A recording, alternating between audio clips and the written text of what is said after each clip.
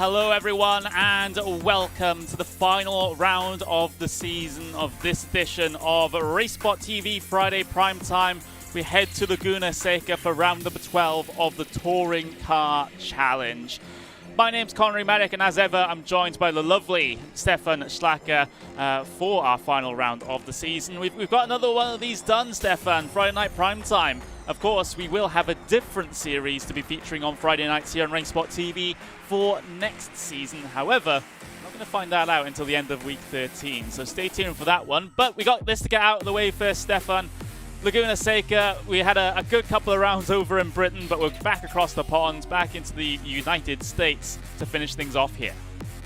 Yeah, and it is one of the most classic tracks on iRacing. Obviously, pretty much everybody and their mother knows this track by heart just because it is one of the feature rookie tracks on iRacing.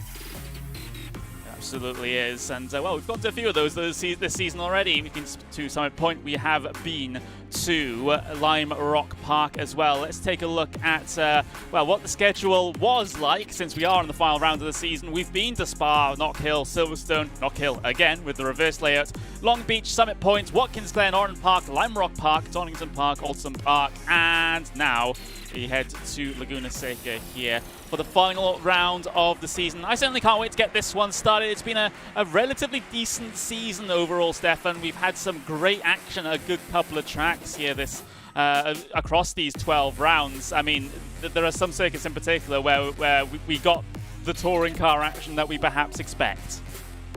Yeah, exactly. We have had the great races. We have also had a little bit of the dull races, but that's just touring car racing. Sometimes you have those combinations. But one thing that I've also noticed throughout this season, it was a little bit of a season of two tales. Not only track-wise, first going to the much more bigger tracks, and then on the smaller tracks in the second half of the season, but also the dominance of the cars. It sort of shifted after the halfway point where we first saw the Hyundai being extremely dominant throughout the first 6 weeks. It was much more shifted towards the Audi in the second half.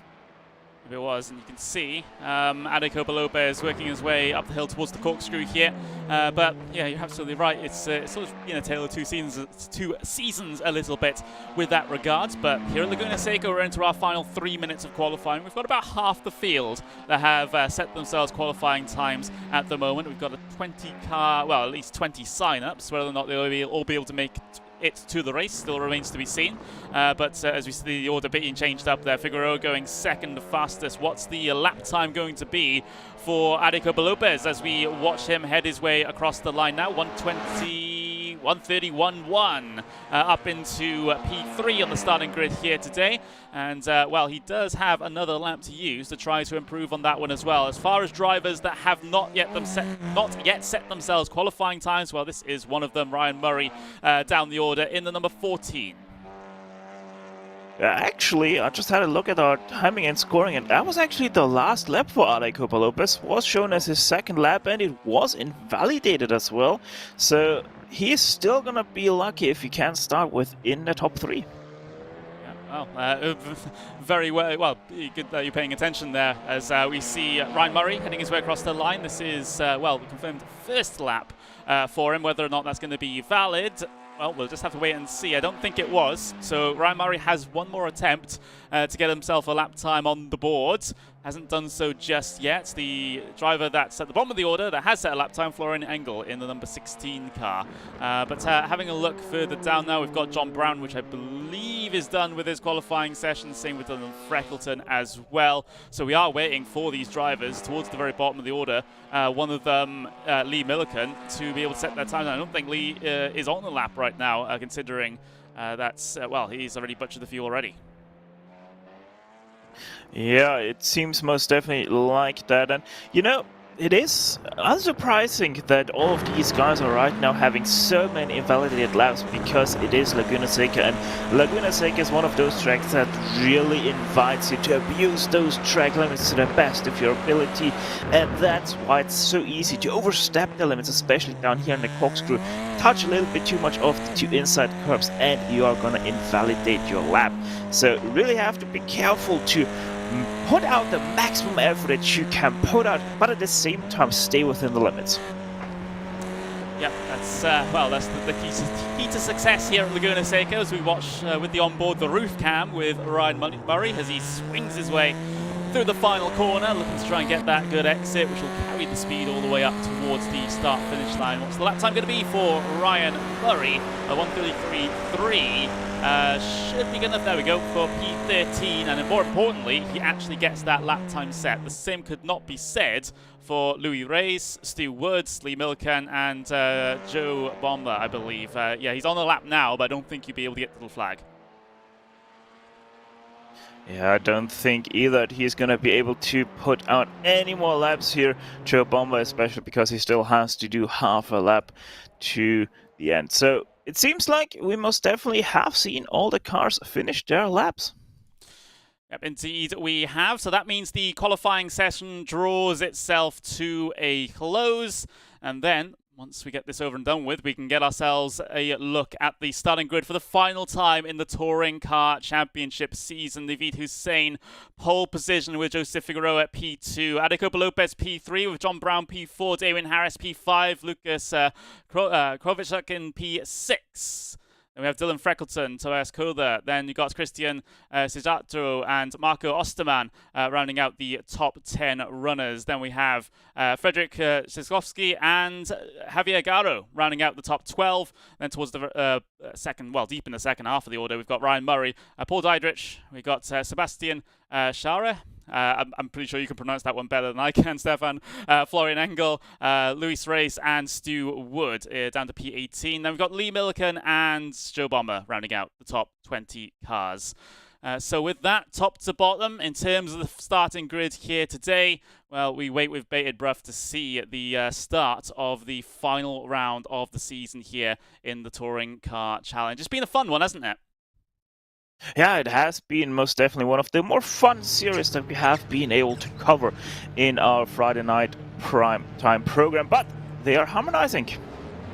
Yeah, here we go, off and away for the final time here in the Touring Car Challenge on RaceSpotTV. Friday prime time. There's slow cars in the middle of the pack. That's stacking things up back there as we head side by side down in towards turn number 1 for the first time. It is Naveed Hussain who leads, and Figueroa gets a bit of door-to-door contact. He gets spat towards the outside of the circuit, and now he's dropped back in a battle for positions just outside of the top 5. And Lucas Krozak is one of those drivers involved in this one. John Brown also trying to make moves early on. He's up into 5th place in these early stages here at Laguna Seca for the final round of the season in the Touring Car Challenge on RaceSpotTV Friday at prime time. Apart from those tiny bits of contact, doesn't seem to be any major dramas in the start. No, it most definitely does seem very clean thus far, which is very good for these guys, because we have seen sometimes a little bit of the more door bangers than the fair share of other series, but that's just touring car racing, as once again they go up to the hill, this time under full race power to the corkscrew. Whoa, big incident for the corkscrew. Figueroa's gone around, and it was contact, I believe, with John Brown that resulted in that incident there, as we see the rest Murray's around as well. Through. Yeah, Murray is indeed around as well in the corkscrew. There he is trying to get himself back going, but let's go back and have a look at exactly what happened here, because that was a little bit confusing. And of course, you know, the corkscrew, no stranger to incidents, but maybe not these ones, this huge, excuse me. That is going to be really, really interesting to watch it, because there's quite the gap between Figueroa and the Hyundai. Oh, lost it on the braking. Oh, and there's a big off background there. Yeah, that was Ryan Murray, I believe, who had a separate incident to everything that was going on ahead of him there. We can actually go back and have a look at this one as well. But yeah, if corkscrew, the first trouble spot. Touched there. We'll have to wait and see. Here we go. Oh! Or it starts rail straight. Yeah, it's very weird for an instant to start there, and it continues on. Bang into the wall. That one is quite unfortunate for Ryan Murray, but then again, he was pushing the issue somewhat on the straight. Yeah, he was pushing it a little bit. I would have loved to see an onboard or something there from Murray, but either way, very unfortunate that his race ended this early, if I can get it out. Still racing, but very far back on the field. Also, Paul Dietrich had a little bit of an issue through turn number 8. So, yeah, they are most definitely not settling down anymore after the first few corners that were very quiet. Yeah, they've really, well, continued oh, to go high heat. Oh, no, that's Lee Milliken going around partially, tagging a couple of cars behind, and, well, a sympathy blink as well, as we'll get ourselves yet another replay of this one. We were talking before this race where we thought this one might get a little bit chaotic here, but maybe we didn't think it was going to be this chaotic. No, this is most definitely no longer touring car standard as in chaotic measurements. So the 8 goes for a little bit of a dive bomb, but has the inside 18 closest door, and then, yeah, the 2 cars in behind, no real chance of avoiding that. Both of them hard on the brakes, but it's just nothing you can do about that one. Absolutely. So an action-packed first 4 minutes here at Laguna Seca. There's the front 3 that have been able to get away rather well in this one. So Naveed Hussein leads from Adi Lopez, from Damien Harris at the moment. That's the 2, the 1 and the 5 at the very pointy ends. They've got an absolutely gargantuan gap back to P4 and Dylan Freckleton. So they're safe from behind for now as a 3-car pack, but they might start fighting amongst themselves in relatively short order. There's, because of the incidents that we've seen so far this race, this pack has split up a decent amount already. They haven't split up individually, they've more split up into different trains here, as we're seeing Figueroa go for the move down the inside, down the hill on Marco Osterman, and well, Osterman has no choice really but to give up that position, as we're seeing side by side for P4. This is Dylan Freckleton versus Lucas Krovzik here, and well, let's see what happens in this battle, because Dylan Freckleton, he is on the defense here, number 7, looking to the outside now. Yeah, he's racing in the Honda Civic Type R. That is not as strong as the Audi around here. Is about 3-4 tenths off on the absolute pace that these cars can go. So it is a little bit surprising that Dylan is able to hold that 7 in behind for so long, but I wouldn't be surprised if Kravchuk makes that move soon. I wouldn't be surprised either, but all this fighting is just allowing that gap to the race leaders to grow just that little bit more, and that's certainly nothing that either of these drivers would want, but the case might be lost already, considering the gap is up to almost 8 seconds between the P4 and P3 at the moment. So it is a little bit of a lost cause. Maybe all those guys are going to race for now is P4 and nothing more. But there's the top 3, Hussein, Lopez and Harris. They've had a relatively calm affair for the moment, but we know how long that lasts sometimes in these sorts of races, Stefan. Yeah, most definitely, but they're evenly spaced out right now, so there's no real spot where they can actually give out some trouble. And obviously the gap that we see between P3 and P4, that is also due to the incident we saw down in the corkscrew, where that opened up, because that was actually for P4 at that time in point. So a little bit down to that, but also down to just a raw pace. Freckleton nowhere near the pace that the top 3 can go, but a second off he is to them. Yeah. Oh! I haven't ahead of this, I think, yeah. Krolczak just overcommits to the corner a little bit, I believe. I don't know if there was any contact, it was off the screen, but we'll get to see the replay of this one now to see how much of an overcommitment that was. Yeah, I just caught it out the corner of my eye as well. I thought it was a little bit, but maybe the onboard is going to show difference. So 7 of Kravchuk tries to go with the inside, decides the other way. Oh, wow! That was close. That was very, very close indeed, and, well, almost ended in tears, but thankfully for us it didn't, and the battle can continue on. That's what we like to see in these sorts of races. So with almost 7:40 to go, that leading trio still established. It's going to be a battle for the best of the rest, quote unquote, for this P4, as we have 1, 2, 3, 4 potentially 5 drivers involved in this one, and who knows who might be able to catch up on this battle from behind as well. So it's going to be a very intriguing one. Here's the battle deeper in the pack, though. This is Sebastian Share and Joe Bomber, I believe, is going wheel to wheel through the cambered right-hand corner towards the end of the lap. You can carry a lot of speed through there as a result of that banking. Joe Bomber sending it down the inside, or rather clearing his competitor on the inside. And, well, P13 for the number 19. I don't know if this is going to last, though, because Shara had a very good run out of that final corner, is able to bring himself onto the back in that Hyundai up against the Audi, and look to the outside into the Mario Andretti hairpin. Nothing doing around there, looking for the cutback potentially. That's not really an option through that corner, and Joe Bomber has that position on lockdown. Yeah, you're saying it right there. It's not really an option through the Mario Andretti hairpin to really have that undercut. Schreier, though, tries it and fails at that. And also, he lost 2 positions that last lap, so really a lap to forget for the 11. Certainly, it's not gone at all well on that previous lap there, as we see close little moments between, this is Christian Chijacho and Joseph Figueroa. Of course, Figueroa is on a bit of a recovery drive at the moment, and well, he certainly won't want to be hanging around too long as he looks all over the back of that Honda, sticks one down the inside, coming down the hill. Bit of a surprise move from the Audi, but can the Honda hold on? Not quite. Loses the overlap by the time the next right-hander arrives, and that's Figueroa through up into 8th place. And there's certainly more cars available to pass for Figueroa on this recovery drive, especially if they're fighting as closely as these guys are at the moment. Freckleton continuing to come under pressure across the start-finish line.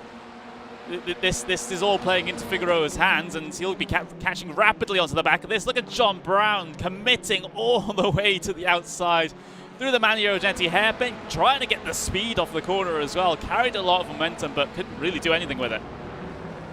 No, couldn't really do anything with it, and as you said, this is perfect for Figueroa. He still can get up to 4th place. It's not too far away. He still has 5 minutes on his hand as well, and there's nothing really gonna happen up front. And if he can get up to 4th place, you never know.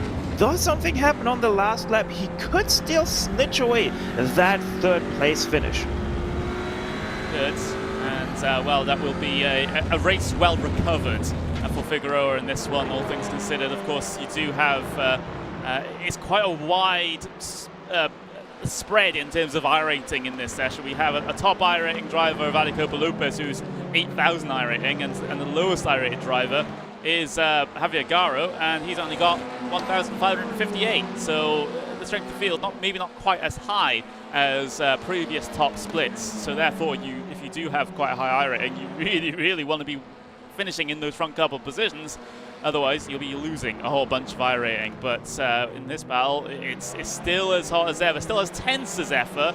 And you can see the battle's coming off the final corner now. Did Freckleton get a poor run off the final corner? He must have, to lose that much ground coming up towards the start-finish line, as the number 7 heads his way down the inside now. John Brown sticking his nose in, presumably somewhere, as the guys go door to door ahead of him. Through turn number 1 they go, and Krolczak might just be able to get this done. Yes, he has. He's gained the position, but Freckleton will try and come back at him. Yeah, this is the strong suit of the Honda Civic right here, the tight corners, but he just can't get that power down. Being stuck behind the Audi through those corners really hinders him, and now here also comes Figueroa already. Yeah, here we go, as Figueroa, he's gotten disposed of John Brown, and the number 12 behind as well, and charging quite quickly up to this battle for P4, and now Krolczak and Freckleton have to be a little bit scared of what's coming up behind, especially when they're making mistakes like that through the kink. Figueroa is going to get the run up into the corkscrew, potentially going to be able to complete the move on the brakes into here as well, as we'll get a little bit of a better view of that.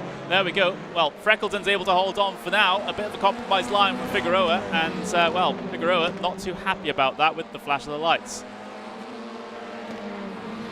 Yeah, I don't know what really Figueroa is trying to do there with his flashing of the lights. He has been flashing every single one that he has been trying to pass. Not the best ideas that he is giving off, but the 3 once again to the inside. 3 wide now for the first time down the front stretch. Here we go, 3 wides for the battle for P5 at the moment, with Figueroa edging himself ahead. He's got the advantage right now on that inside line. Freckleton will continue to try and fight out in the middle as we see, I think it was John Brown or Szybowski that's got himself all sorts of out of shape on that outside there, losing a lot of ground, but still fighting wheel to wheel with Figueroa and Freckleton.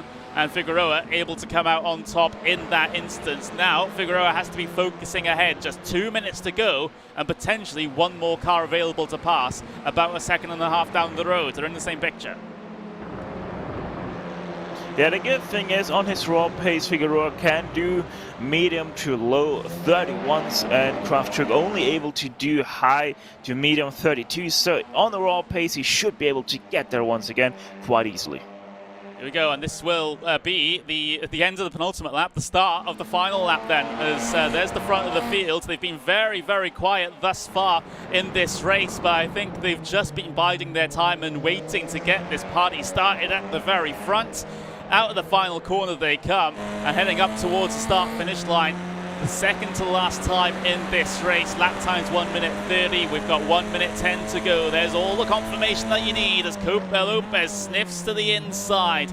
Doesn't commit to the move at all. Has to wait and pick his moments as, oh, that's number 12 off. That's Szybowski. That's had a massive, massive problem through the final turn. And of course the battles for P6 are also happening as well. There's John Brown and Dylan Freckleton trying to settle their differences in towards turn number 1 as John Brown on the inside should get the advantage here in this one. Lots of places to look at here for the final lap. There's the very front of the field. Naveed Hussein leads from Adecopa Lopez, from Damien Harris. Damien Harris has dropped off the back of this battle a little bit. I don't think he's going to be a main contender here at the end of this one, unless the front two make contact. He's just lost that too much time, although he does get a run through the kink. So don't count him out in this situation. Copa Lopez didn't get a run on your race leader up into the corkscrew. Copa Lopez fishtailing on the brakes into there, but he's able to get it stopped and gain a whole bunch of time as well. Massive amounts of pressure in the final couple of corners here. That's what Hussein has to deal with. Copa Lopez is going to take no prisoners. There's always the option for the dive bomb into the final corner. Does Adecopa Lopez go for it? Hussein goes defensive. Copa Lopez out wide, trying to gain the speed off the corner, but I don't think it's going to result in the consequences that he wants. Naveed Hussein comes across the line to win the final round here of the Touring Car Challenge at Laguna Seca. That was quite interesting at the very front of the field. Meanwhile, there's been an incident in the final corner. Oh, John no. Brown comes out top and P4 in that battle, but it's Krojak that had a problem. Yeah, that is most definitely gonna need a replay there between Figueroa and Kraftwerk, because that was obviously 4 position onto the last corner. This might be telling. Here it Oh, comes. he tried to force it. Oh. You can't do that, Stefan. Tries to force it. It's right on board on the roof cam of Figueroa. Angles towards the inside, left-hand side. You can see, you thought, oh, there's not a car's width of space there. I'm sorry. No. There's not a car's width of space. Maybe 2/3 of a car's width of space, but not a full one. And Figueroa has gone for a gap that never existed. Yeah, spot on right there. Went for the gap that never existed. Figueroa just way too eager to try to pull up a miracle 4th place finish from his issues earlier on. But because of that, he doesn't finish 4th. He only finishes in 6th place in the end. Well, well, well, as we'll get ourselves the official race results then from Laguna Seca. Drama-filled last lap there with the battles further back. Of course, we had a close one for the race lead as well. There's Naveed Hussein, race winner at Laguna Seca with Adecopa Lopez P2, Damien Harris in P3. John Brown will finish P4 with Dylan Freckleton 5th, with Joseph Figueroa finishing in 6th place after late race drama. Lukas Kravchuk, he's going to be very, very disappointed in that one. It wasn't his fault, that incident at the very end there. But either way, 7th place. Javier Garo, P8, with Marco Osterman in P9, Christian Shijato in P10. And you look at the rest of the runners, Joe Bomber and Paul Diedrich in P11, P12 respectively. Ryan Murray P13, Sebastian Jarre P14, Florian Engel in P15, Lee Billiken P16, Frederick Szyskowski in P17, Tobias Kula in P18, Stu Wood P19, and Luis Miguel Reyes in P20, 11 laps down. So that's it, Stefan. That is our 2022 Season 1 of RaceSpotTV Friday Primetime in the books. And, well, we had a lot of enjoyment, didn't we? Yeah, we've most definitely enjoyed every single second that we have been able to commentate on this series because, let's be honest, touring cars is always one of the most fun series that you can watch on TV or on a broadcast. Yeah, absolutely. And of course, we will be broadcasting a currently unknown series for Season 2 of 2022. We haven't even fully decided on what it's going to be yet, so of course you're not going to know. But either way, we do of course have our Week 13 break between now and the next Friday primetime broadcast. Of course, Week 13 is the opportunity for iRacing to do all of their updates, to bring some potential new cars, some potential new tracks to the sim, some pretty good updates as well. So that's why they need that week to test, and that's why we're not doing anything over the course of that week in terms of Friday primetime. But we'll be back in 2 weeks' time, Stefan, again for a mystery series. We don't know, but I guess everyone in the chat can hedge their bets on something. Yeah, that there might be something in the works on iRacing with the new build, and quite honestly, I hope it's coming because I can't wait. Well, with that little bit of a cliffhanger, we will have to end here in this one. But thank you very much, everyone, for joining us for yet another season of RaceSpotTV Friday Primetime.